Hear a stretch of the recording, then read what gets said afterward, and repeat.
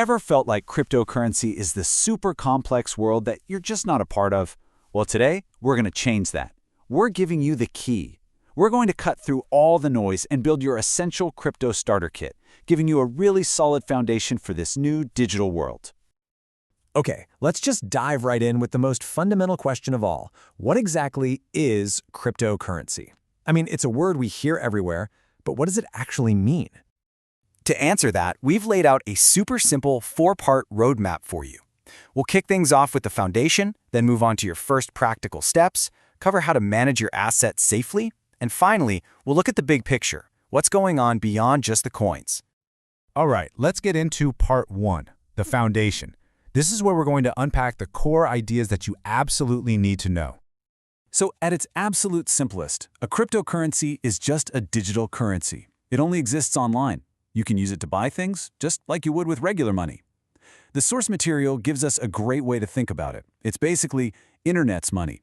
But here's the key difference. The transactions happen directly between people with no bank sitting in the middle. Now, you might be asking, what's the magic that makes all of this possible? Well, the answer is a technology called the blockchain. The easiest way to picture it is as a digital record book, or a ledger, that's shared across thousands of computers. It's incredibly secure, it's totally transparent, and it's the backbone that holds up pretty much all of crypto. So, how does it actually work when you use it? This slide breaks it down into 3 really simple steps. First, a transaction is made. Second, it gets recorded in a new digital block. And finally, that block gets securely and permanently locked onto the chain. See? Block, chain. That's where the name comes from. Okay, I'm sure you've heard of Bitcoin. It was the first one, the original. And it's often called digital gold because it's so dominant and, relatively speaking, stable. Everything else? Well, that falls into a giant category we call altcoins. What's really interesting here is the trade-off it shows. Altcoins can be faster, cheaper, and offer cool new features. But, and this is a big but, they also come with a whole lot more risk compared to Bitcoin. All right, with the basics covered, let's get into the fun part, the practical side. Section 2, getting started. These are your first real steps into the world of crypto. First things first, you need a place to actually store your crypto. This is your wallet, and there are 2 main types. Hot wallets are basically software that's connected to the internet, which makes them awesome for easy access and frequent use. Then you have cold wallets, which are offline hardware devices. They offer maximum security, which makes them perfect for storing your crypto for the long term. Next up, you need a place to actually buy and sell crypto. This is called an exchange. A centralized exchange, or a CEX, is kind of like a traditional stockbroker. It's really user-friendly, and it does require you to verify your identity, which makes it the best place for beginners to start. On the other hand, a decentralized exchange, or DEX, gives you complete control of your funds, but it's definitely a bit more advanced to use. So you're ready to make your first purchase. Here's the simple 3-step playbook. 1. Create an account on a centralized exchange and complete the verification. 2. Link your bank account or whatever payment method you use. And 3. Pick the coin you want and click Buy. And here's a pro tip that's absolutely crucial. Start with a small amount, an amount you're comfortable with, just to get the hang of the process. Now that you bought your first crypto, what do you do with it? Well, let's move right into Section 3, managing your assets. We're going to focus on strategy and, more importantly, on safety. Broadly speaking, there are 2 main ways to approach this. The first is long-term investing, which you'll hear called HODL in the crypto world. It just means holding on to your assets for years. This is generally considered the safer way to go. The second is short-term trading, lots of buying and selling. This is much riskier and requires a whole lot more time and skill. But you know what? No matter which path you choose, managing your risk is not optional. If you're trading, you have to use a stop-loss. Always diversify your investments. Don't put all your eggs in one basket.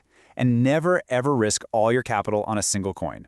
Just remember this golden rule. Safety first, profit second. And speaking of safety, let's talk about scams. I really want you to burn this one rule into your memory. It comes straight from our source material, and it is the single best piece of advice you will ever get in this space. If it sounds too good to be true, it is almost certainly a scam. Period.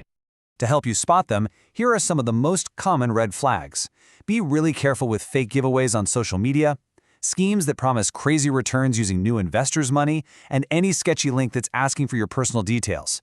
Just remember, there are no guaranteed high returns in crypto. It just doesn't work that way. So to protect yourself, here is your essential security checklist. Use two-factor authentication on every single account. Use strong, unique passwords. Your wallet's seed phrase is your ultimate master key. Write it down, store it somewhere safe offline, and never ever share it with anyone for any reason. And finally, always double-check wallet addresses before you send any funds, because crypto transactions can't be reversed. We've covered the what, the how, and the how to be safe. So for our final section, let's zoom out and look at the big picture. What this technology makes possible that goes way beyond just digital coins. You've probably heard of NFTs, right? Non-fungible tokens. These use the blockchain to prove that you have unique ownership of a digital item, like a piece of art, a song, or a collectible. It's kind of like a digital certificate of authenticity that anyone in the world can check and verify. Then there's DeFi, which stands for decentralized finance. This is a whole ecosystem of financial services. We're talking lending, borrowing, earning interest, all being built on the blockchain. The big idea is to create an open financial system that doesn't need traditional banks as the gatekeepers. And all of this is part of a much bigger vision called Web 3. This is seen as the next evolution of the internet. If Web 1 was read-only and Web 2 was read and write, well, Web 3 is about read, write, and own. It's a vision for a more decentralized internet where you, the user, actually have true ownership and control over your own data and your digital assets. So, we've gone from a single digital coin all the way to a new vision for the entire internet. You see, this isn't just about money. It's about ownership, it's about control, and it's about the next stage of our digital world. The technology is here, and it's already changing things. The only question left is the one on the screen. Are you ready for what's next?